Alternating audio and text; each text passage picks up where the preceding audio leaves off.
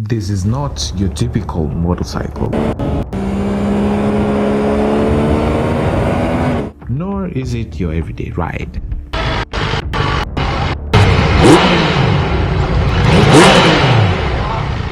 With a similar technology as its bigger brother, the Yamaha R1, the engine has quite a unique sound. All because of one thing: the crossplay.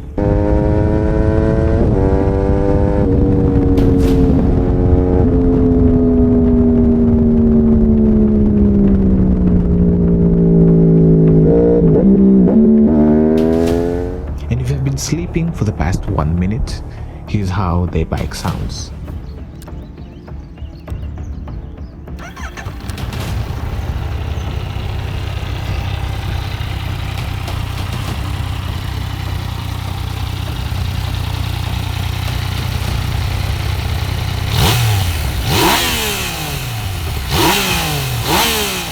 Now this is the review of the Yamaha Mt09.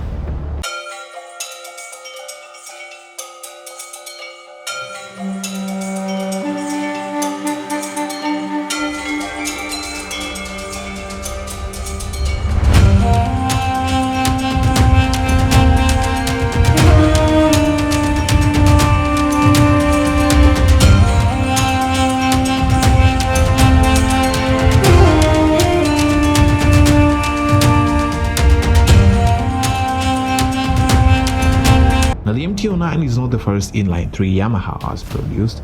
Enter the Yamaha XS750 and the XS850. And the year is from 1971 to 1981, and the first inline 3 motorcycles actually roll out of the factory floor in Japan.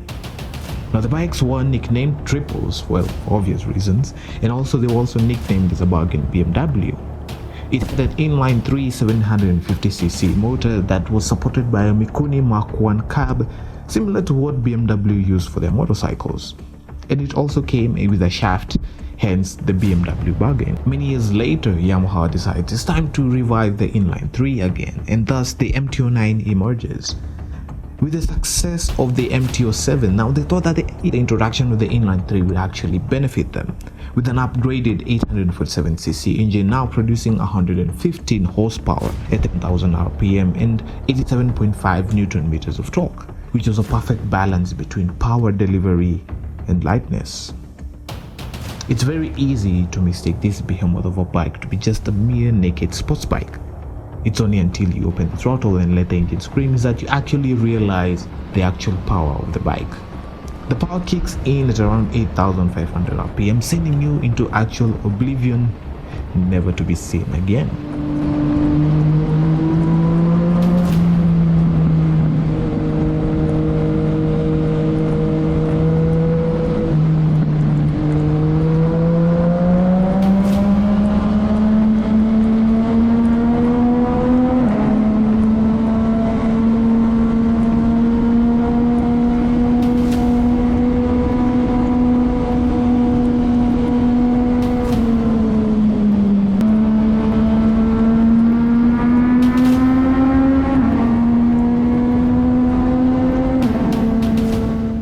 The Mt09 is different.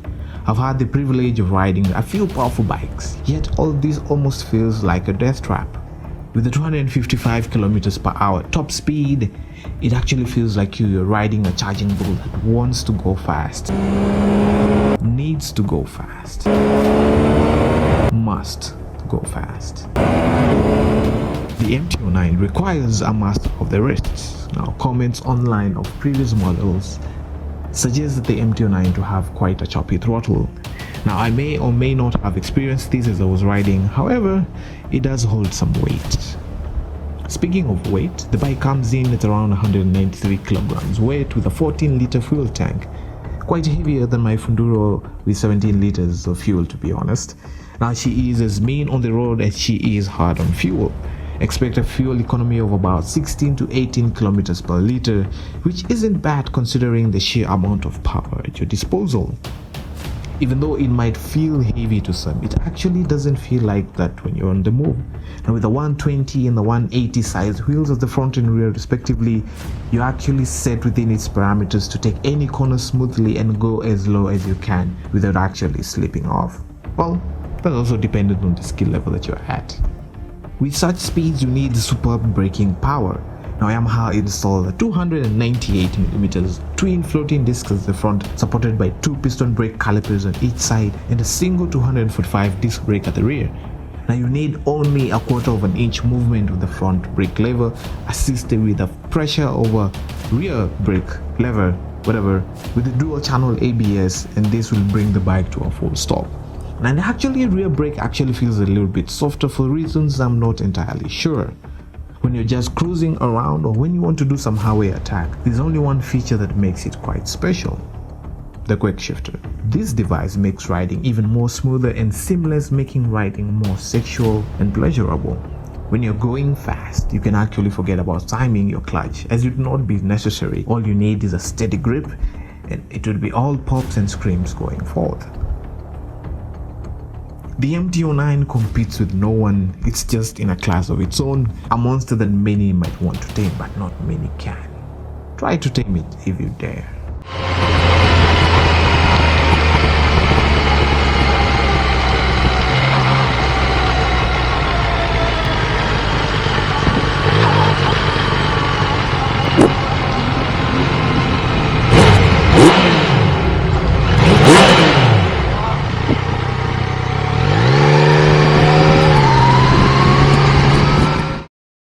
Now, thank you so much for watching this review of the Mt09. I hope you loved the new way of doing reviews that I'm trying out.